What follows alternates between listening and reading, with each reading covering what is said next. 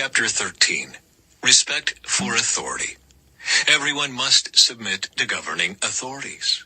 For all authority comes from God, and those in positions of authority have been placed there by God. So anyone who rebels against authority is rebelling against what God has instituted, and they will be punished. For the authorities do not strike fear in people who are doing right, but in those who are doing wrong. Would you like to live without fear of the authorities? Do what is right, and they will honor you. The authorities are God's servants, sent for your good. But if you are doing wrong, of course you should be afraid, for they have the power to punish you. They are God's servants, sent for the very purpose of punishing those who do what is wrong. So you must submit to them, not only to avoid punishment, but also to keep a clear conscience. Pay your taxes, too, for these same reasons. For government workers need to be paid. They are serving God in what they do. Give to everyone what you owe them. Pay your taxes and government fees to those who collect them, and give respect and honor to those who are in authority. Love fulfills God's requirements. Owe nothing to anyone except for your obligation to love one another. If you love your neighbor, you will fulfill the requirements of God's law. For the commandments say, you must not commit adultery. You must not murder. You must not steal. You must not covet. These and other such commandments are summed up in this one commandment. Love your neighbor as yourself. Love does no wrong to others, so love fulfills the requirements of God's law. This is all the more urgent, for you know how late it is. Time is running out. Wake up, for our salvation is nearer now than when we first believed. The night is almost gone. The day of salvation will soon be here. So remove your dark deeds like dirty clothes and put on the shining armor of right living. Because we belong to the day, we must live decent lives for all to see.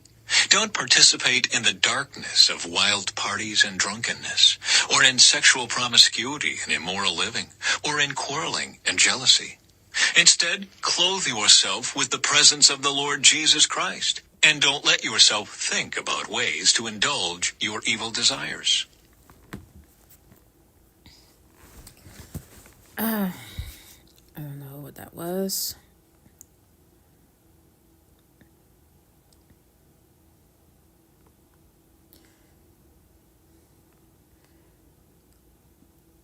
So that was Romans chapter 13.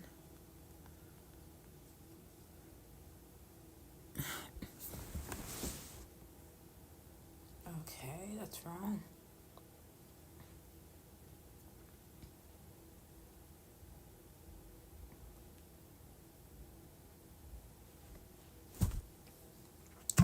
Romans chapter 13.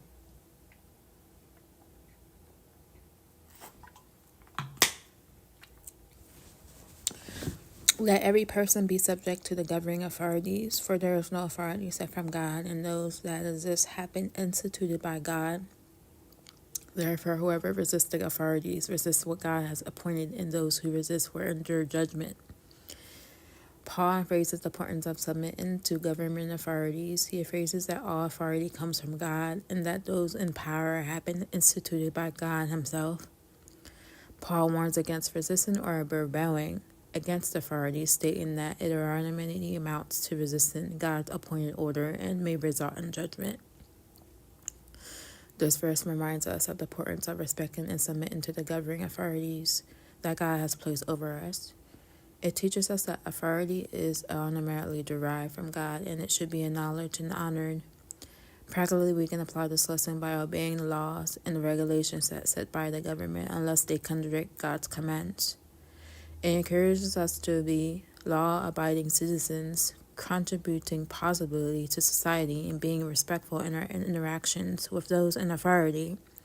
This verse also reminds us to pray for our leaders, seeking God's wisdom and guidance for them, and recognizing that God can work through their decisions for his purposes. Romans 13 verse 8, owe no one anything except to love to each other, for the one who loves another has fulfilled the law. In this verse, Paul phrases the importance of love as fulfillment of the law. He encourages believers to avoid debts and financial obligations. Except for the ongoing depth of love towards one another, Paul highlights that loving one another fulfills the requirements of the law. This verse reminds us the central role of love in this Christian life. It teaches us that love is ultimate expression of obedience to God's commands. Practically, we can apply this lesson by actively seeking ways to show love and kindness to others. It encourages us to cultivate a selfless and sacrificial love that goes beyond mere words or sentiments. This verse also challenges us to examine our financial practices and to be responsible in our dealings, avoiding unnecessary debts and obligations whenever possible. Instead, we are called to prioritize, invest in loving and serving others.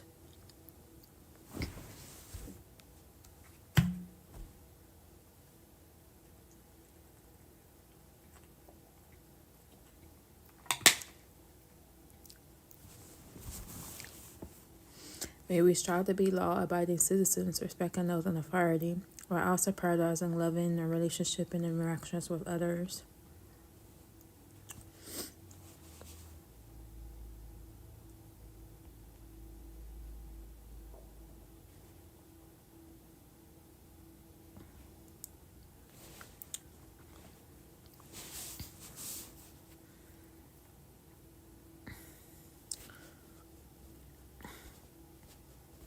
It's taking forever to load.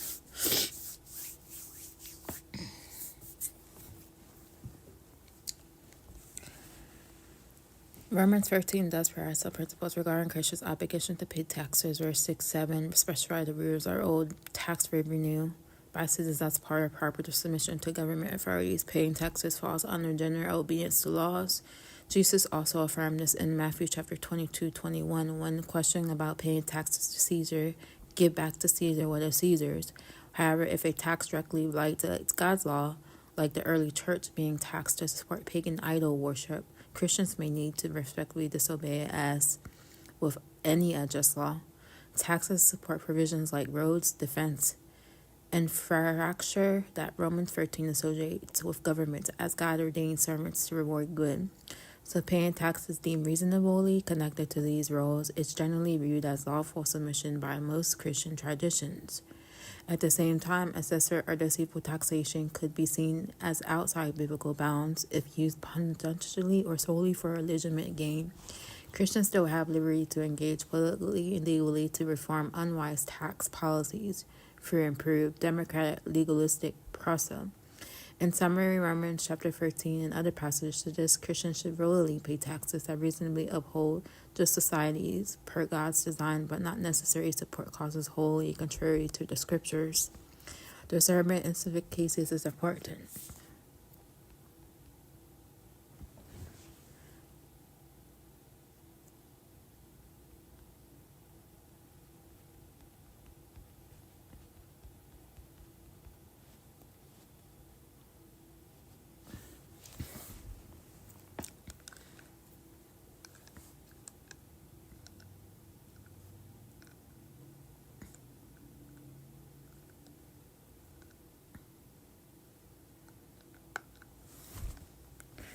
You're absolutely right. While Christians should generally submit to reasonable taxation, as part of obedient citizens, unbelievers may be more inclined to try and skirt their tax obligations through questionable means. Unbelievers do not have the same motivation as Christians to willingly render to Caesar what is Caesar's.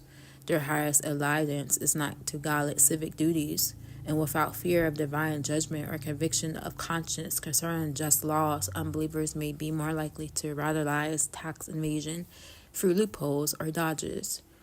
Yet Romans 13 teaches us taxation is a legitimate role of government, so deliberately evading taxes breaks both man's laws and God's laws, God's principles of order society. Christians can acknowledge a civic duty to contribute through tax while still pushing for a reform of clearly unjust or ineffective policies through improved political processes. Unbelievers miss out on the spiritual blessings of obeying one's conscience before God, even in the mundane civic arenas like monetary duties. At the same time, Christians should avoid acting self-righteously or making assumptions in civic cases as motivations are known only to God. You make a fair point. Without spiritual motivation, unbelievers lack the same inherent reasons of faith to simply fulfill tax obligations obediently that Christians possess.